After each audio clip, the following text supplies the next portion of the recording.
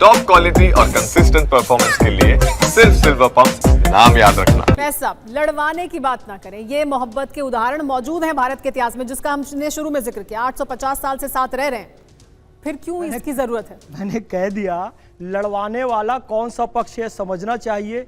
हकीम कासूर भी है, गुलाम गोसाई भी हैं, रसखान भी हैं, मलिक मोहम्मद जायसी भी हैं, इस देश में अशफाकुल्ला खान, हवलदार अब्दुल हमीद भी हैं, और एक तरफ यासीन मलिक, आमिर अजमल कसाब की विचारधारा भी है, अफजल गुरु की विचारधारा भी है। कौन सी विचारधारा आमिर अजमल कसाब को बिरयानी खिलाती है, अफजल गुरु को बेचारा शिक्षक उस पर जुल्म हुआ कहती है, और कौन सी विचारधारा अशफाकुल्ला खान और डॉक्टर APJ अब्दुल कलाम को भारत रत्न देती है और राष्ट्रपति बनाती है, उस पर निर्भर करता है। हम जिस विचारधारा के मानने वाले हैं वो कहती है कि कसाब के रास्ते पर जाओगे तो आतंकवादी कहलाओगे, और कलाम के रास्ते पर जाओगे तो भारत रत्न हो जाओगे। तो आप बताइए, कसाब को बिरयानी किसने खिलाई थी? आप क्यों? कसाब को बिरयानी किसने खिलाई? और कलाम साहब को राष्ट्रपति किसने बनाया?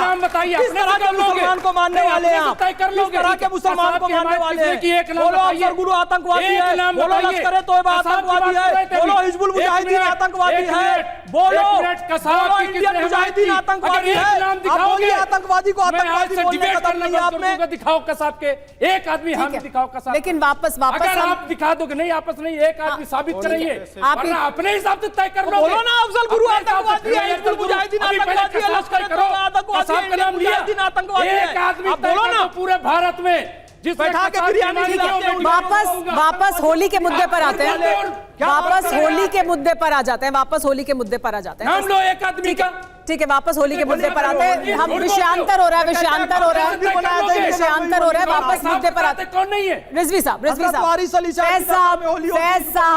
फैज साहब, रिजवी साहब, तस्लीम रहमानी साहब, उदाहरण दिए जाते हैं तमाम इतिहास के कि ये तो समरसता इस तरह की रही है कि सब साथ में मनाते रहे हैं त्योहार, लेकिन अब जब ये सब बयान आ रहे हैं सामने, इसमें औरंगजेब भी आ रहा है, इसमें होली भी आ रही है, लेकिन फिर क्या एक तरह का माहौल बनाने की कोशिश क्या मुस्लिम समुदाय की तरफ से भी होती है? जब पीस मीटिंग होती है तब ये कहा जाए कि हमें दिक्कत होगी, मेयर एक जगह की कह दें कि 2 घंटे के लिए रोक दो, तो वो नैरेटिव भी तो आता है कहीं से, उसको कौन रोकेगा? बहुत गौर से देखिए, जो बयानात आए जिनकी वजह से विवाद उठे, वो बयान किसके हैं?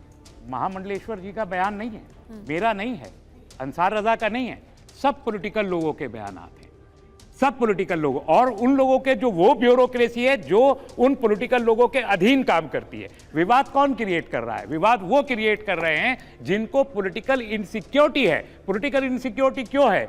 देखिए, 200 साल से हिंदुत्व की तहरीक चल रही है, 1827 से हिंदुत्व की तहरीक चल रही है, और उसके बाद पिछले 100 साल से RSS की तहरीक चल रही है। 17 साल बीजेपी को हुकूमत में हो गए, यहाँ पर 22 से ज्यादा स्टेट्स में बीजेपी की हुकूमत है, लेकिन वोट कितना है? एक मिनट, एक स्टैटिस्टिक सुन लीजिए, वोट कितना है? 140 करोड़ लोगों के भारत में भाजपा को आज तक 23 करोड़ वोट मिला, जो है 16%। और अगर आप इन टर्म ऑफ पोल देखें तो पोल 100 करोड़ वोटर है, 100 करोड़ में से 23 करोड़ तो 23% बनता है। 100 साल की 200 साल की तहरीक रहमानी साहब, लेकिन अगर उनको इख्तियार पूरा हासिल, रहमानी साहब, लेकिन रहमानी साहब देखिए, लेकिन रहमानी साहब मेरा सवाल सुनिए, रहमानी साहब, लेकिन विवाद तो तब भी होता है ना जब औरंगजेब के पक्ष में लोग खड़े होते हैं, जब औरंगजेब को रहमतुल्लाह अलैह का दर्जा दिया जाने लगता है, और दूसरी तरफ विवादित नहीं है औरंगजेब से ज्यादा क्रूर। अगर औरंगजेब क्रूर है तो मैं कहता हूं भाजपा की सरकार औरंगजेब से ज्यादा क्रूर है। ये मॉडर्न औरंगजेब, उनका आयुष्मान कार्ड ले लो, घर ले लो, उज्ज्वला गैस ले लो, और क्रूर है वो, है ना? अंसार रजा साहब